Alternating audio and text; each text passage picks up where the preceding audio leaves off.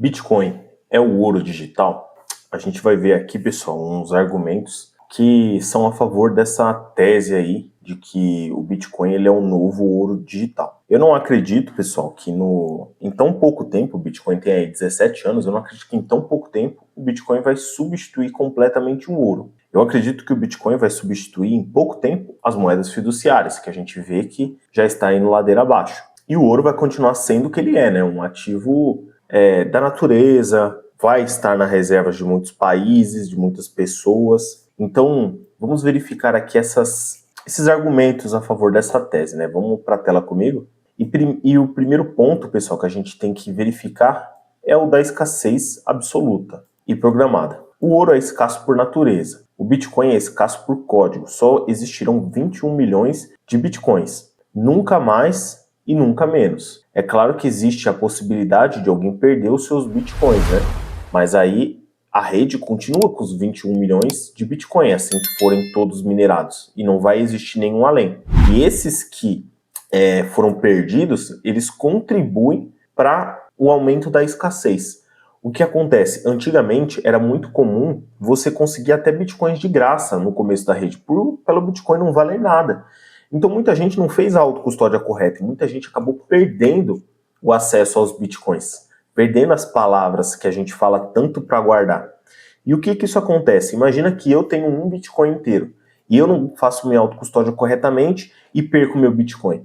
Eu estou premiando você que está fazendo a sua autocustódia correta, que está estudando, que está criando formas e mecanismos de não acabar perdendo esses seus Bitcoins. Então o Bitcoin fica mais escasso e ele aumenta de valor com o tempo, né?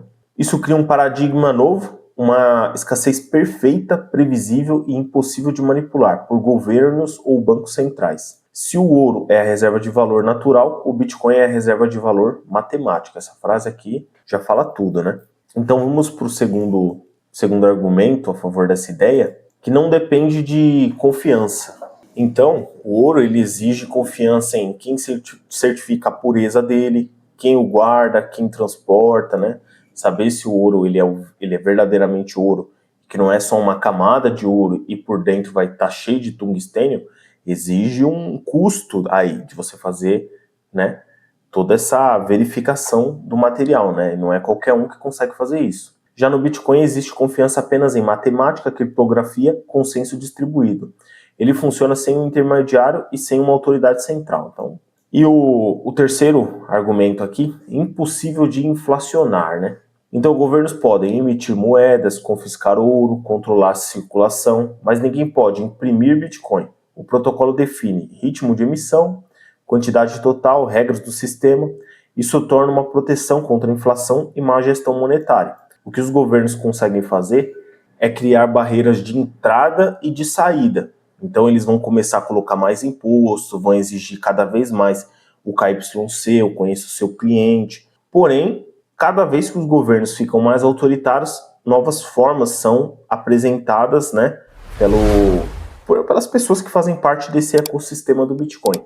Então por que eles colocam tanto imposto, por que eles proíbem tanto? Exatamente porque eles vão perder o controle da população, né? E o controle da população é o dinheiro, pessoal. Não, existem outras formas, mas não são tão eficazes quanto essa, né? De deixar todo mundo pobre e dependente do governo, né? Portabilidade perfeita, né? Que a gente pode falar perfeita mesmo, né? Completa. Mover ouro é difícil, caro e arriscado. Mover Bitcoin é tão simples quanto enviar um e-mail. R$10 ou 10 milhões custam o mesmo para enviar. Pode ser transferido para qualquer país. Não pode ser bloqueado.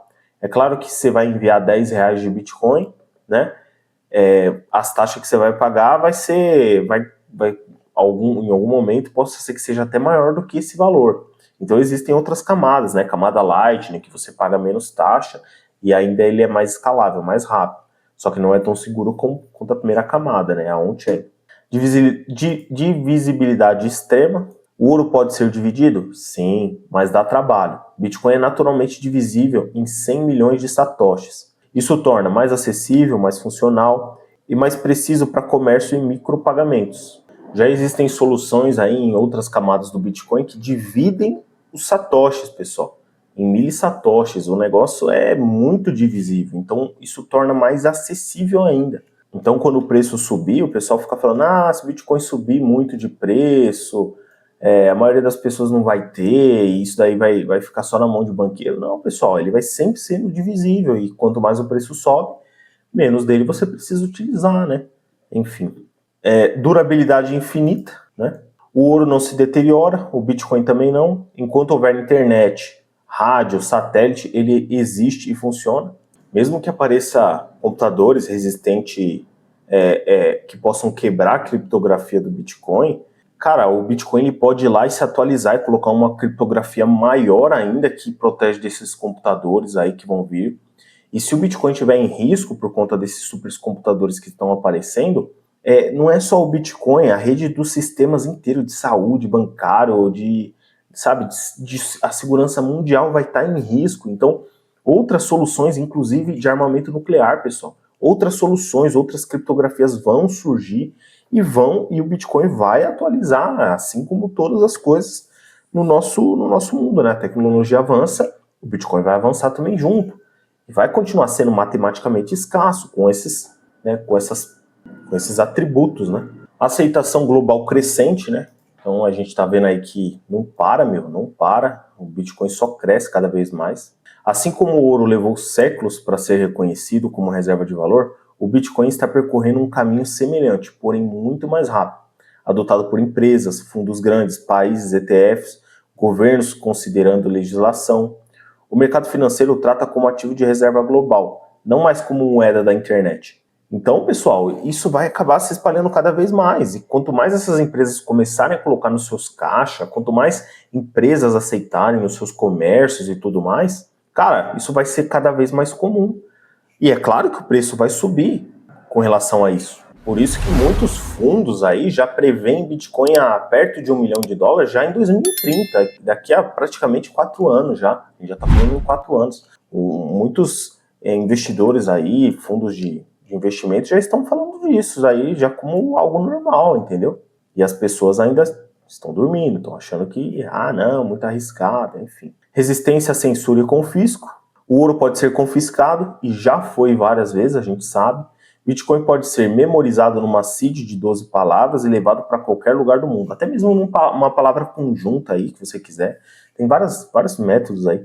Esse é um argumento extremamente poderoso, não tem como rebater isso, você poder levar todo o seu patrimônio para outro país. Na perseguição dos judeus aí no Holocausto lá, que eles entregavam todas as suas joias aí para tentar fugir, sobreviver, imagina.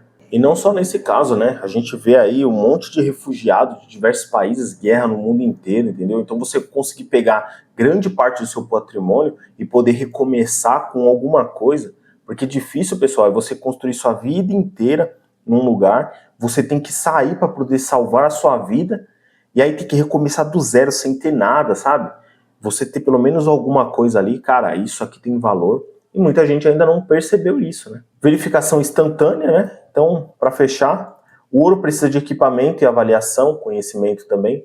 Bitcoin é verificado digitalmente em segundos por qualquer pessoa com um nó. Então, para validar o Bitcoin, se aquele Bitcoin ali seu não é, sei lá, se estão te enganando de alguma forma, não é difícil de você validar. É claro que você precisa de um certo conhecimento também, mas nada impossível de se ter. Só basta querer, né, pessoal? Então, pessoal, esses foram os argumentos a favor aí de que o Bitcoin é o novo ouro digital. Se vocês quiserem, no outro vídeo eu posso trazer os argumentos contra, né, num vídeo posterior, né?